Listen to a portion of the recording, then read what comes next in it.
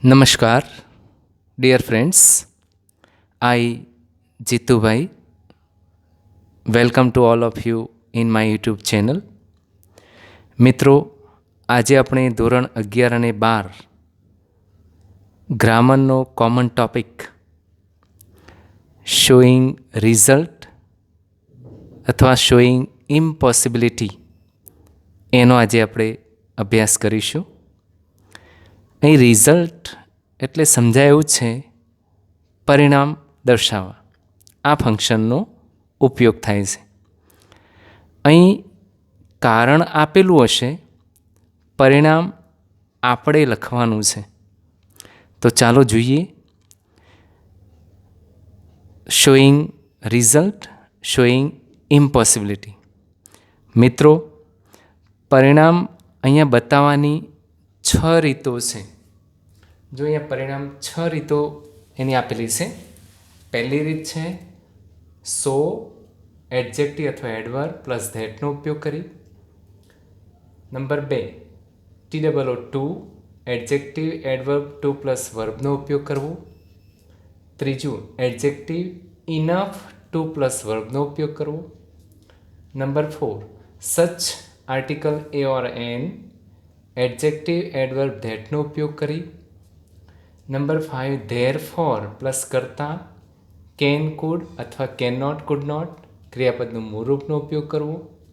અને last otherwise કરતા will અને ક્રિયાપદના મૂળરૂપનો ઉપયોગ કરી આપણે અહીંયા પરિણામ બતાવવાનું છે. આ 6 રીતો ધ્યાન રાખજો મિત્રો. આ બધા કીવર્ડ્સ છે. હા, આઈડેન્ટિફાઈ ફંક્શનમાં તમને બહુ કામ લાગશે. કીવર્ડ્સ વિગતવાર આપણે એની હવે ચર્ચા કરીએ એક પછી એક. તો આપણે પહેલું લઈએ છીએ સો, એનો ઉપયોગ કરી. અહીંયા સો શબ્દ એટલે ધ્યાન રાખજો મિત્રો. સો એટલે એટલું બધું, અને અહીંયા ધેટ કે એટલું બધું કે. અહીંયા સો પછી એડજેક્ટિવ અથવા એડવર્બ પ્લસ ધેટ. એનો મતલબ કે આટલા સુધી તમને વાક્ય આપેલું હશે. સો એડજેક્ટિવ એડવર્બ. જો અહીંયા પહેલું વાક્ય કરતા જે ક્રિયાપદ હોય તે સો અને એડજેક્ટિવ, આટલાથી આપણું વાક્ય અહીંયા શરૂ થાય છે. So poor, farmer was so poor. ખેડૂત એટલો બધો ગરીબ હતો કે. હવે અહીંયા આપણે એનું શું કરવાનું છે? ધેટનો ઉપયોગ કરી રિઝલ્ટ પૂરું કરવાનું છે. આપણે પરિણામ આપવાનું છે કે ગરીબ હતો, તો અહીંયા આપણે એનું પરિણામ શું આવ્યું એ જોઈ લઈએ. તો અહીંયા જોજો, જ્યારે પણ સો આપ્યું હોય તો એના પછી હંમેશા એડજેક્ટિવ અથવા એડવર્બ, અને પછી આપણે આ વાક્યને આટલું શું કરવાનું છે? પૂરું કરવાનું છે. તો આપણે પહેલાં મૂકીશું, જુઓ અહીંયા મૂકું છું હું ધેટ, રાઈટ. હવે અહીંયા સર્વનામ, તમારું કરતાં શું આપેલું છે? ફાર્મર. તો ફાર્મર માટે સર્વનામ આપણે શું મૂકીશું? હી. ક્લિયર? હી મૂકીશું. હવે અહીંયા જુઓ કેન નોટ અથવા કુડ નોટ. હવે તમારે અહીંયા ધ્યાન રાખવાનું છે, નોટનો જ્યારે પણ ઉપયોગ કરો ત્યારે તમારા વિશેષણને બહુ જ ધ્યાનમાં રાખવાનું છે. અહીંયા ગરીબ છે એટલે શું ના કરી શકે. હા, ધ્યાન રાખજો, શું ના કરી શકે.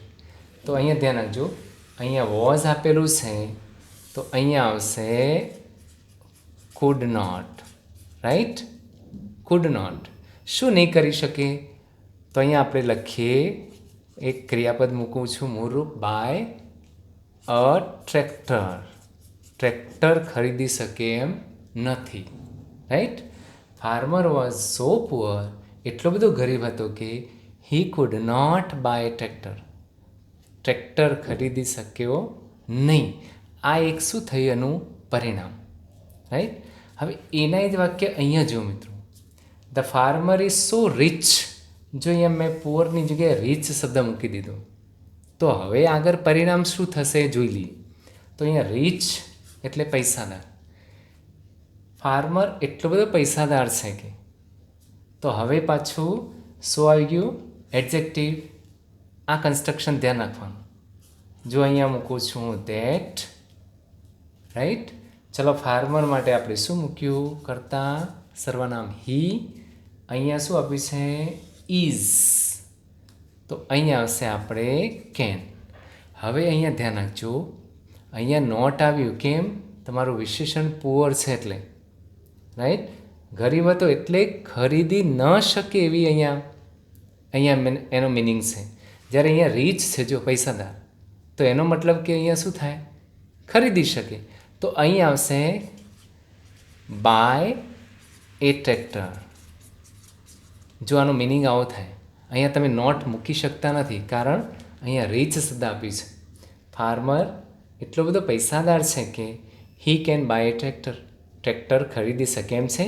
કેન એટલા માટે આવ્યું કે અહીંયા ઇઝ આપેલું છે. અહીંયા વોઝ છે તો અહીંયા કુડ આવ્યું. પણ અહીંયા નોટ એટલા માટે મૂક્યો છે કે અહીંયા તમારું વિશેષણ પુઅર છે એટલા માટે. એટલે અહીંયા ધ્યાન રાખજો, જ્યારે પણ સો ધેટનો ઉપયોગ કરો ત્યારે પાછળ કેન નોટ અથવા કુડ નોટ અથવા એકલું કેન અથવા કુડ આવી શકે છે. નોટનો આધાર તમારા વિશેષણ ઉપર છે. આટલું મગજમાં ધ્યાન રાખજો. ચલો આગળ બીજું વાક્ય જોઈએ. ત્રીજું, my teacher is so old. અહીંયા ટીચર એટલા બધા ઘરડા છે કે ઓલ્ડ. તો આપણે આગળ શું મૂકીશું? તો પહેલાં ધેટ તો મૂકીશું. સો છે એટલે સો એડજેક્ટિવ ધેટ. ઓકે. ચલો ટીચર માટે તમે હી અથવા શી જે મૂકવું એ મૂકી શકો છો, રાઈટ. પછી અહીંયા જુઓ ઇઝ આપેલું છે તો આપણે અહીંયા મૂકીશું કેન. હવે ઓલ્ડ છે, હા, તો ચાલી ના શકે ને, અથવા ભણાવી ના શકે, તો આપણે અહીંયા નોટ મૂકવું પડશે. ચાલો હું લખું અહીંયા વોક, રાઈટ. અહીંયા તમે ટીચ પણ મૂકી શકો છો. ઓકે. તો આ વાક્ય આવું થશે, my teacher is so old that he can not walk અથવા he can not teach. Clear મિત્રો? આગળ જઈએ. પલક ઇઝ સો વીક. પલક એટલી બધી વીક છે કે. હવે વીક હોય તો અહીંયા પણ આ વાક્ય તમે લખી શકો, ચાલી નહીં શકે અથવા દોડી નહીં શકે. તો આના જ વાક્ય આપણે લખીએ ધેટ. ચલો પલક માટે શું મૂકીશું? સી.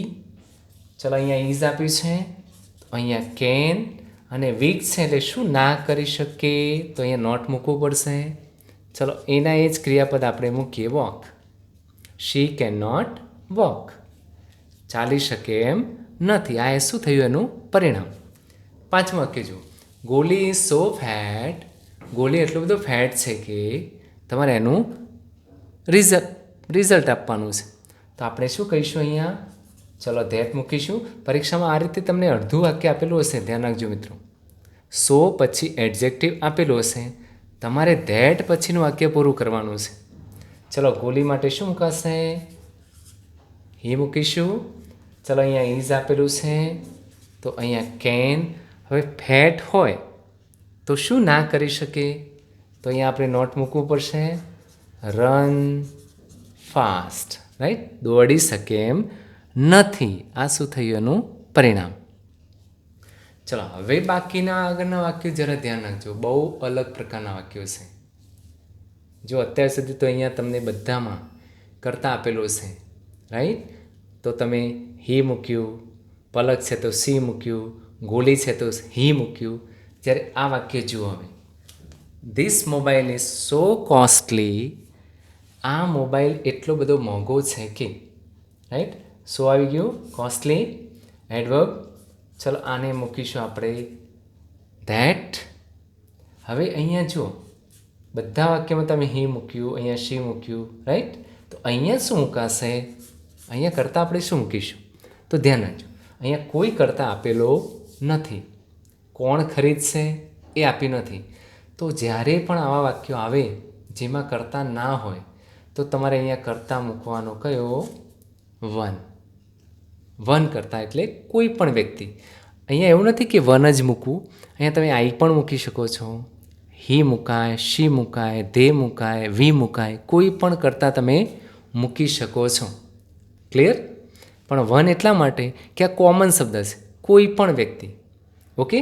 ચલો નિયમ પ્રમાણે અહીંયા ઇઝ આપેલું છે તો અહીંયા કેન. કોસ્ટલી હોય તો અહીંયા શું ના કરી શકે? તો ધ્યાન રાખજો મિત્રો, નોટ આવશે. Can not, right? બાય, આટલા સુધી લખ્યું. વન કે નોટ બાય, રાઈટ? હવે શું ના કરી શકે? તો આપણે જો મેઇન કરતા કયો છે?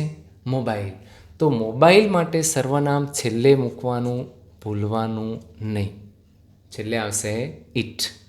બધામાં આ રીતે આપણે આ નિયમ લાગુ પડશે. ચલો 7મું વાક્ય જુઓ. This sum is so difficult. આ દાખલો એટલો બધો અઘરો છે કે ચલો મૂકીશું આપણે ધેટ. કોઈ કરતા નથી તો આપણે મૂકીશું વન. અહીંયા ઇઝ આપેલું છે તો અહીંયા મૂકીશું કેન નોટ. હવે ડિફિકલ્ટ હોય તો શું ના થાય? તો એનો ઉકેલ આવે નહીં, સોલ્વ. ધ્યાન રાખજો. અને સમ માટે છેલ્લે આપણે સર્વનામ ભૂલવાનું નહીં, ઇટ. ક્લિયર? આગળ જુઓ. This box is so heavy. આ બોક્સ એટલું બધું હેવી છે કે હેવી હોય તો શું થાય?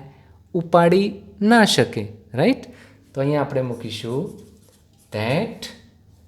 ચલો અહીંયા કરતાં આપેલો નથી તો આપણે મૂકીએ વન. ઇઝ આપેલું છે તો અહીંયા મૂકીશું આપણે કેન નોટ. હવે બોક્સ ભારે છે તો અહીંયા તમે કેરી એટલે ઉચકીને નથી શક્યો. કોઈ પણ વ્યક્તિ ઉચકી શકે એમ નથી. ચલો બોક્સ માટે અહીંયા છેલ્લે મૂકીશું it. Okay. Number 9. This shirt is so costly. આ શર્ટ એટલો બધો મોંઘો છે કે ચલો આપણે મૂકીશું ધેટ. કરતાં આપેલો નથી તો આપણે મૂકીએ વન. અહીંયા ઇઝ આપેલું છે તો અહીંયા આવશે કેન નોટ. હવે શર્ટ મોંઘો હોય તો શું ના કરી શકે? તો બાય, ખરીદી ન શકે કોઈ પણ વ્યક્તિ. અને શર્ટ માટે છેલ્લે મૂકીશું ઇટ, રાઈટ? છેલ્લું વાક્ય જુઓ. The water was so cold. પાણી એટલું બધું ઠંડુ હતું કે. જો અહીંયા ધ્યાન રાખજો, વાક્ય ભૂતકાળમાં છે. આગળ જોઈ લઈએ શું આવશે. ચલો મૂકાશે ધેટ. કોઈ કરતા નથી તો આપણે મૂકીએ વન. અહીંયા વોઝ આપ્યું છે મિત્રો, ધ્યાન રાખજો. તો અહીંયા આવશે કોલ્ડ. ઠંડુ હોય તો અહીંયા નોટ, પી ના શકે એવો અર્થ લેવાનો છે. બહુ ઠંડુ છે એટલે પી શકે એમ નથી. પીવા માટે કયું ક્રિયાપદ છે? ડ્રિંક. અને વોટર માટે આપણે છેલ્લે મૂકીશું ઇટ. તો આ શું થયું?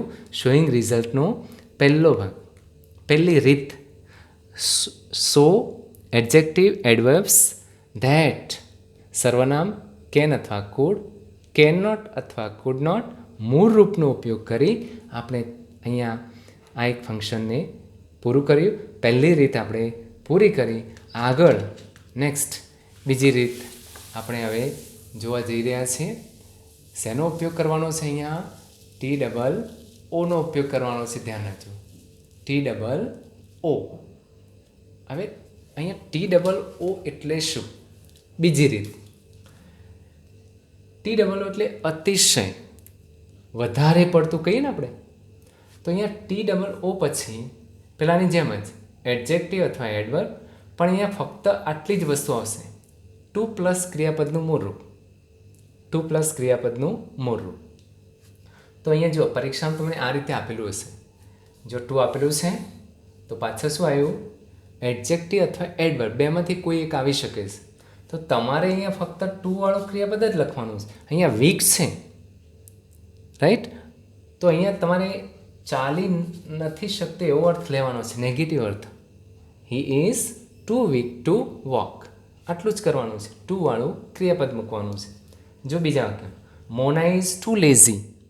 એટલી બધી આળસુ છે કે. તો અહીંયા ટુ આવી ગયું તો અહીંયા બીજું એક સિંગલ ટુ આવશે. હવે લેઝી છે તો આપણે મૂકીશું ગેટ અપ અર્લી. વહેલા ઉઠી શકે એમ નથી. આપણે એવો નેગેટિવ અર્થ લેવાનો છે. ત્રીજામાં જુઓ, this tea is too hot. હવે અહીંયા કોઈ કરતા નથી મિત્રો, ધ્યાન રાખજો આ બંને વાક્યમાં. તો ટુ વાળા વાક્યમાં જ્યારે કરતા ના આપ્યો હોય તો આપણે ફોર કરીને લખવાનું. ફોર મી પણ લખાય, અસ પણ લખાય, જે લખવું એ લખી શકાય. આ ધ્યાન રાખજો. ફોર મી અથવા for us, for her, right? આ ધ્યાન રાખજો. અને પછી ટુ વાળું ક્રિયાપદ મૂકવાનું. ગરમ છે તો શું ના કરી શકે? મારાથી પી શકાય એમ નથી. તો આ વાક્ય આવું થશે, this tea is too hot for me to drink. ક્યારે ફોર કરીને પાછળ શબ્દ ધ્યાન આપજો. મી, અસ, હર, ધેમ, રાઈટ, ધેમ પણ મૂકી શકાય. તો અહીંયા પાછળ ટુ પ્લસ મૂળરૂપ આવશે, કરતાં ના આપ્યો હોય ત્યારે. આ વાક્ય પણ જુઓ, gold is too costly. Gold એટલું બધું મોંઘું છે કે અહીંયા આપણે મૂકીશું ફોર અસ. ફોર મી પણ મુકાય, ફોર હર પણ મુકાય, ફોર હિમ પણ મુકાય, ફોર ધેમ પણ મુકાય, અને ફરી અહીંયા મૂકીશું ટુ બાય. રાઈટ, ખરીદી શકાય એમ નથી, અહીંયા નેગેટિવ અર્થ છે. આ શું થયું? ટી ડબલ ઓની રચના થઈ. ટી ડબલ ઓ એડજેક્ટિવ અથવા એડવર્બ્સ ટુ પ્લસ ક્રિયાપદનું મોરું. જ્યારે કરતાં ના આપેલો હોય તો ફોર સાથે અહીંયા કોઈ પણ મી, અસ, હર, તેમ, હિમ જે મૂકવું હોય પછી તમારે ટુવાળું ક્રિયાપદ મૂકવું. અહીંયા પણ આ ધ્યાન રાખવાનું. હવે નંબર 3, ત્રીજી રીત. આપણે ત્રીજી રીત જોઈશું. ઇનફનો ઉપયોગ કરીને આપણે પરિણામ બતાવવાનું છે. ઇનફનો ઉપયોગ કરીને અહીંયા ધ્યાન રાખજો. ઇનફ એટલે શું? ઇનફ એટલે પૂરતું, રાઈટ. આપણે કહીએ ને ઇનફ, ઇનફ એટલે પૂરતું. પણ અહીંયા ઇનફ પહેલાં વિશેષણ આવે છે, ધ્યાન રાખજો. ઇનફ પહેલાં શું આવે છે? વિશેષણ. તમને પરીક્ષામાં આપેલું જ હશે. અહીંયા જો વિશેષણ આપેલું છે તો અહીંયા તમારે શું મૂકવાનું છે? ઇનફ. આ ધ્યાન રાખવાનું તમારે છે, આટલું. કારણ કે તમને જો ઇનફ અને શોઈંગ રિઝલ્ટ બતાવવાનું છે ઇનફનો ઉપયોગ કરીને. તો ઇનફ પછી શું આવશે? ટુ. ઇનફ પછી હંમેશા આવશે ટુ, અને ટુ આવે એટલે પાછા વર્બ આવે. હવે અહીંયા કાઇન્ડ શબ્દ ધ્યાન રાખવાનો હતો. રામુ વોઝ કાઇન્ડ એટલે કે બહુ જ દયાળુ છે એમ, એનો ઉપયોગ કરવાનો છે. દયાળુ. દયાળુ હોય તો શું કરી શકે? તો બધાને શું કરી શકે? હેલ્પ. રાઈટ. પૂરતો દયાળુ છે કે ટુ હેલ્પ, હેલ્પ કરી શકે એમ છે. Riya is clever. હવે હોશિયાર હોય તો શું કરી શકે? તો આપણે વિચારી લઈએ. ચલો, અહીંયા એડજેક્ટિવ પછી મૂકીશું ઇનફ, ઇનફ પછી મૂકીશું ટુ, અને હોશિયાર છે તો આપણે લખીએ સોલ્વ ધ પઝલ. બરાબર, કોઈ પણ કોયડાઓને ઉકેલ લાવી શકે એટલી પૂરતી ક્લેવર છે, રાઈટ. ત્રીજું વાક્ય જુઓ, મિસ્ટર શાહ ઇઝ રીચ. હવે અહીંયા પૈસાદાર છે તો શું કરી શકે છે? આગળ રીચ શબ્દ આગળ આવી ગયો સોમાં, તો આપણે રીચ પછી મૂકીશું ઇનફ, ઇનફ પછી મૂકીશું બાય. રીચ હોય એટલે કોઈ પણ કાર અથવા બંગલોઝ જે લખવું એ લખી શકાય છે. Enough to buy a car. Car ખરીદી શકે એમ છે એટલો એ પૂરતો રીચ છે. છેલ્લું વાક્ય જો, ધીસ આઈસ્ક્રીમ ઇઝ સ્વીટ. અહીંયા સ્વીટ છે, થઈ ગયું વિશેષણ. તો આપણે પાછળ મૂકીશું ઇનફ, અને સ્વીટ છે તો આપણે મૂકીશું ટુ ઇટ. રાઈટ, ખાઈ શકાય એટલું પૂરતી સ્વીટ છે, ગળી છે. આ થઈ આપણી ત્રીજી રીત. 3 ખ્યાલ આવી ગયો. અહીંયા ત્રીજી રીત ઇનફ, ટુ અને વર્બનો ઉપયોગ કર્યો, રાઈટ. આપણે અહીંયા જોયું ટી ડબલ ઓ, અહીંયા જોયું ઇનફનો ઉપયોગ કરીને. ચલો હવે પ્રકાર નંબર 4, ચોથો પ્રકાર જુઓ, રાઈટ. નંબર 4 જુઓ. સચનો ઉપયોગ કરીને આપણે વાક્ય બનાવવાનું છે. સચ. તો સચ એટલે, રાઈટ, સચ એટલે એવું જ, અને ધેટ એટલે કે. આપણે એમ સો ધેટ શીખ્યા ને, આ સેમ પેટર્ન એને મળતી આવે છે. પણ ધ્યાન રાખજો, થોડોક આપણે ફેરફાર છે. અહીંયા સચનો ઉપયોગ કર્યો છે, આપણે પહેલાંમાં સોનો ઉપયોગ કર્યો છે. સેમ નિયમ અહીંયા પણ લાગુ પડશે. જો અહીંયા સચ પછી આર્ટિકલ એ અથવા એન આવે. જો અહીંયા એ આપેલો છે, પાછળ શું હશે? વિશેષણ. ઓકે, વિશેષણ. અન્ય શબ્દો જે હોય. હવે આટલાથી આપણે વાક્ય પૂરું કરવાનું છે, ધ્યાન રાખજો મિત્રો. મોના ઇઝ સચ અ ક્લેવર ગર્લ. મોના એવી હોશિયાર છોકરી છે કે. તો હવે હોશિયાર હોય તો શું કરી શકે? રાઈટ. હોશિયાર આગળ ઇન્ટેલિજન્સ શબ્દ અથવા આપણે આવી ગયો ને આગળ રીચ, ક્લેવર શબ્દ આવી ગયો. તો અહીંયા એ જ મેથડનો ઉપયોગ કરીએ. ચલો આપણે ધેટ મૂકીશું, રાઈટ. પછી અહીંયા કરતાં આપેલો છે જો મોના, તો મોના માટે શું મૂકાશે? C, right. અહીંયા જો ઇઝ આપેલું છે તો આપણે અહીંયા શું મૂકીશું? ક્લેવર છે એ શબ્દ ધ્યાન રાખવાનો છે, વિશેષણ. તો અહીંયા પાછળ નોટ નહીં આવે મિત્રો, એકલું કેન આવશે. Solve the puzzle, right. પઝલનું સોલ્યુશન લાવી શકે એટલી જ હોશિયાર છે. ચલો બીજું વાક્ય જોઈએ. રામુ વોઝ સચ અ ડલ બોય. અહીંયા ડલ શબ્દ આપ્યો છે એટલે બહુ જ નબળો સ્ટુડન્ટ છે બોય. તો આપણે હવે પાછળ શું વિચારી લેવાનું? ડલ હોય તો વિચારી લેવાનું કે હવે પાછળ શું આવશે. તો અહીંયા મૂકીશું આપણે ધેટ. જો સચ આવ્યું, આર્ટિકલ છે, વિશેષણ છે, તો પાછળ આપણે આ સિસ્ટમ પૂરી કરીએ. ચલો રામુ માટે શું મૂકાશે? હી. અહીંયા વોઝ આપેલું છે તો અહીંયા કુડ મૂકીશું. હવે અહીંયા નેગેટિવ અર્થ વિચારી લેવાનો, કારણ કે અહીંયા તમને વિશેષણ ડલ આપ્યું છે. ક્લેવર હોય તો નોટ નહીં આવે, અહીંયા ડલ આપ્યું છે તો અહીંયા આપણે નોટ મૂકવું પડશે. શું ના થઈ શકે? તો પાસ. બસ આટલું જ. રામુ વોઝ સચ અ ડલ બોય, એટલો પૂરતો ડલ છે that he could not pass, right. Pass થઈ શક્યો નહીં, એટલો ડલ હતો. ત્રીજું વાક્ય જુઓ. ગોલ્ડ ઇઝ સચ અ કોસ્ટલી મેટલ. ગોલ્ડ એટલું બધું કિંમતી છે કે, મોંઘું છે કે. ચલો આપણે સોની રચના પણ અહીંયા કામે લાગશે. ધેટ મૂકીશું, રાઈટ. ધેટ મૂક્યા પછી જો અહીંયા કરતાં આપેલું નથી તો આગળ આપણે શીખી ગયા કરતાં ના આપેલું હોય તો મૂકવાનું અહીંયા 1. અહીંયા ઇઝ આપ્યું છે તો અહીંયા આવશે કેન નોટ. અને શું ના ખરીદી શકે? કારણ કે કોસ્ટલી છે, બાય. અને પાછો પેલો જ નિયમ ગોલ્ડ માટે લાસ્ટમાં સર્વનામ મૂકવાનું ભૂલવાનું નહીં. ચલો છેલ્લું વાક્ય જુઓ. ઇટ વોઝ સચ અ હોટ ડે.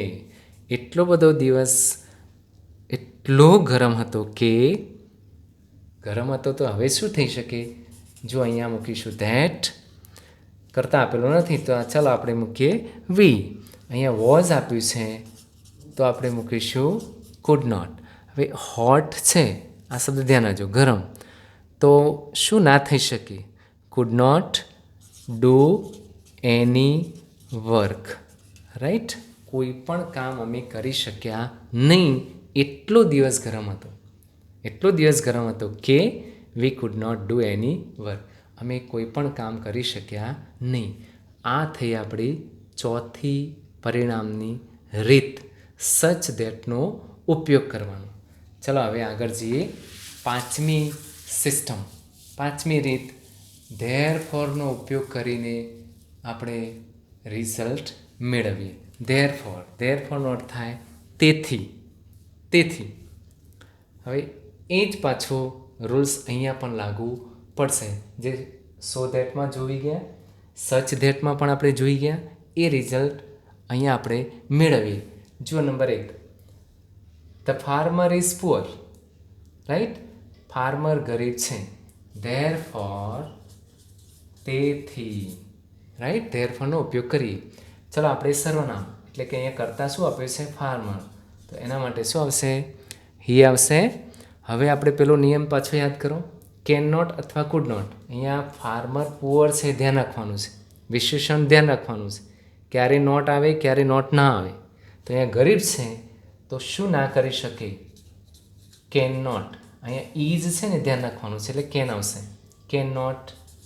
પછી આપણે મૂકીશું બાય એ ટ્રેક્ટર. ટ્રેક્ટર ખરીદી શકે એમ નથી. ઓકે. નંબર 2, બીજું વાક્ય જુઓ. Mister Shah worked hard. Mister Shah મહેનત કરી હતી. અહીંયા ધ્યાન રાખજો, ભૂતકાળમાં વાક્ય છે. હવે એમને મહેનત એટલી બધી કરી હતી તો અહીંયા આપણે મૂકીશું ધેરફોર તેથી. ચલો આપણે કરતાં કયું મૂકીશું? શા માટે? હી મૂકીશું, રાઈટ. ચલો અહીંયા ભૂતકાળ છે તો શું આવશે? કુડ. હવે અહીંયા મહેનત કરી હતી એટલે અહીંયા પાછળ આપણે નેગેટિવ વિચારવાનું નથી, પોઝિટિવ વિચારીએ. આટલી બધી મહેનત કરી તો એમને શું મળી શક્યું હોત?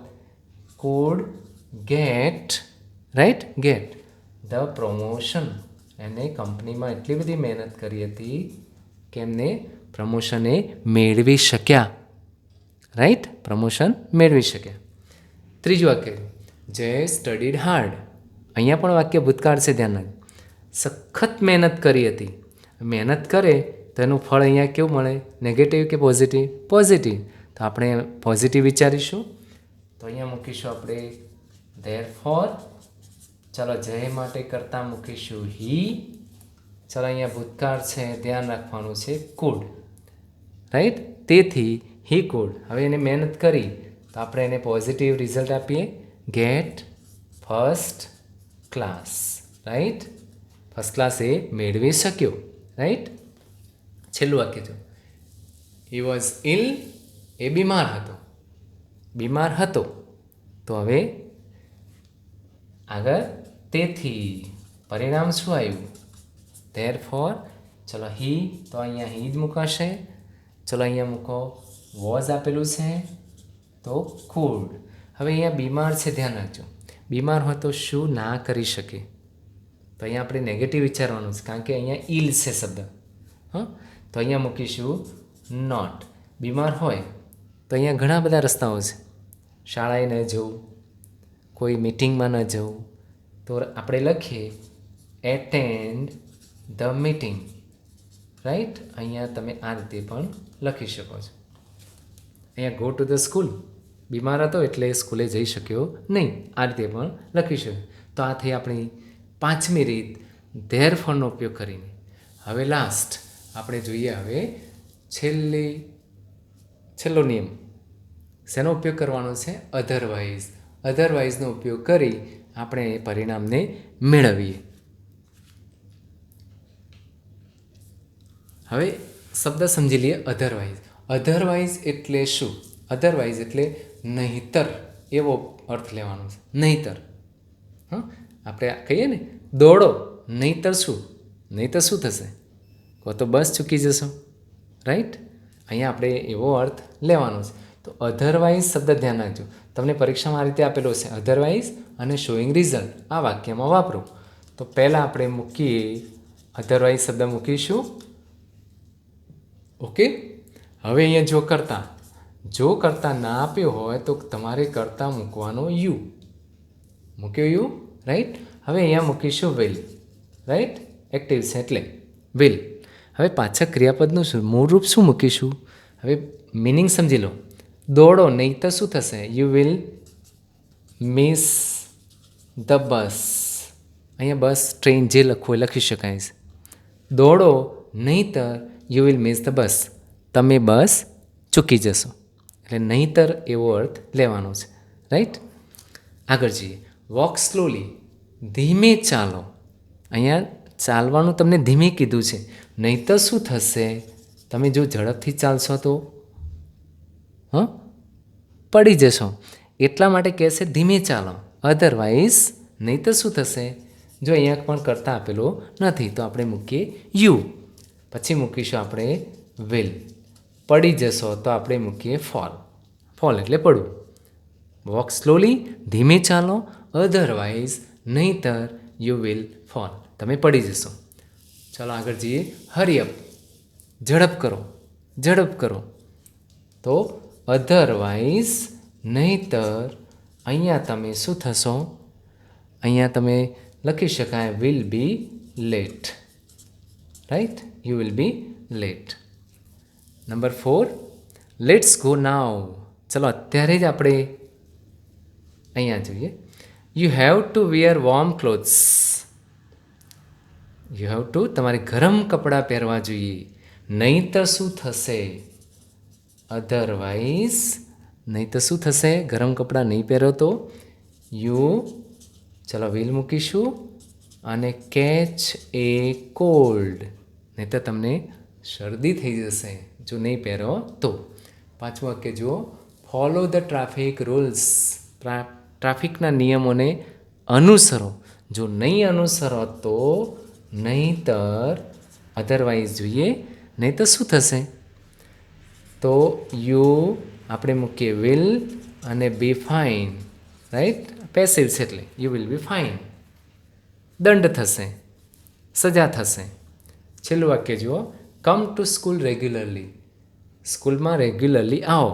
તો અહીંયા કરતા નથી, તો આપણે આગળ પાછળ જોઈએ શું મૂકાશે. અધરવાઇઝ તો મૂકીએ. ચલો કરતાં મૂકીશું પાછો યુ. રાઈટ. હવે અહીંયા મૂકીશું વિલ. વહેલા આવો, નહીં તો શું થશે? યુ વિલ બી અહીંયા પનિશ. હા, પેસિવ કરીશું. પનિશ થશે કોના દ્વારા? By the teacher. Right. Come to school regularly, otherwise you will be punish. તમને સજા થશે. આ થઈ આપણું લાસ્ટ અને છેલ્લો રૂલ્સ. 6 રૂલ્સ આજે આપણે અહીંયા પૂરા કર્યા મિત્રો. તમને બરાબર આના વિશે ખ્યાલ આવી જ ગયો હશે. હવે તમને પરીક્ષામાં ત્રીજું એક રિસ્પોન્ડ પણ પૂછાય છે, ધ્યાન રાખજો મિત્રો. રિસ્પોન્ડ. રાઈટ. સેક્શન એમાં રિસ્પોન્ડ પૂછાય છે, એને જરા આપણે ક્લિયર કરી લઈએ. હવે ખ્યાલ આવી ગયો તમને 6 એ જ સિસ્ટમનો અહીંયા ઉપયોગ કરવાનો છે મિત્રો. જોઈએ હવે કયો ઓપ્શન સાચો છે. ઓપ્શન તમને આપેલા હશે પરીક્ષામાં. Ami, why did you get up so late. તમે શા માટે મોડા ઉઠ્યા હતા? અહીંયા શોઈંગ રિઝલ્ટનો વાક્ય તમારે શોધવાનું છે. તો આપણો નિયમ જરા યાદ કરો. 6 કોઈ પણ વાક્ય અહીંયા આવી શકે છે. તો હવે જુઓ, હવે અહીંયા બીજું વાક્ય જુઓ, because I did not want. અહીંયા કોઈ પણ પ્રકારનો કીવર્ડ્સ નથી. જે આપણે આગળ 6 ટોપિક શીખી ગયા એમાં કીવર્ડ્સ સો નથી, TOO નથી, ઇનફ નથી, સચ નથી, ધેરફોર નથી, અધરવાઇઝ નથી. તો એનો મતલબ કે બી તમારું વાક્ય ખોટું છે. ત્રીજું વાક્ય જુઓ, in order to sleep. In order to શેમાં આવે? પર્પસમાં. આપણે આગળ શીખી ગયા, તો આ વાક્ય પણ ખોટું છે. હવે પહેલું વાક્ય જુઓ, આઈ વોઝ. અહીંયા ધ્યાન રાખજો, TOO પાછળ ક્રિયા વિશેષણ અથવા એડવર્બ જે હોય તે 2+ ક્રિયાપદનું મૂળ રૂપ. અહીંયા ધ્યાન રાખજો નિયમ, I was too tired to get up early. હું એટલો બધો થાકેલો હતો કે વહેલા ઉઠી શક્યો નહીં. અહીંયા આ વાક્ય તમારું નિયમ પ્રમાણે સાચું છે. છેલ્લા વાક્યમાં જુઓ, વાક્ય એના જ છે પણ અહીંયા નોટ આપી છે, નોટ આવે નહીં. જુઓ મિનિંગ બદલાઈ જાય છે. I was not too tired to get up early. એવું થઈ શકે નહીં. થાકેલો હતો એટલે વહેલા ઉઠી શક્યો નહીં. તો આ વાક્ય ખોટું છે. તો તમારો જવાબ એ અહીંયા સાચો છે. ચલો હવે આ બાજુ જુઓ. Mohan, Mayank અર્ન્સ ₹7,000 per month. મયંક 7,000 રૂપિયા મહિને કમાય છે. Should he buy a mobile worth ₹10,000. શું એને 10,000નો મોબાઈલ ખરીદવો જોઈએ? તો સોનો એનો આન્સર રિઝલ્ટમાં શું આપશે જોઈએ. ધ મોબાઈલ ઇઝ TOO પાછળ એડવર્બ છે, ફોર હિમ અને ટુ બાય. નિયમ પ્રમાણે TOO પછી એડજેક્ટિવ અથવા એડવર્બ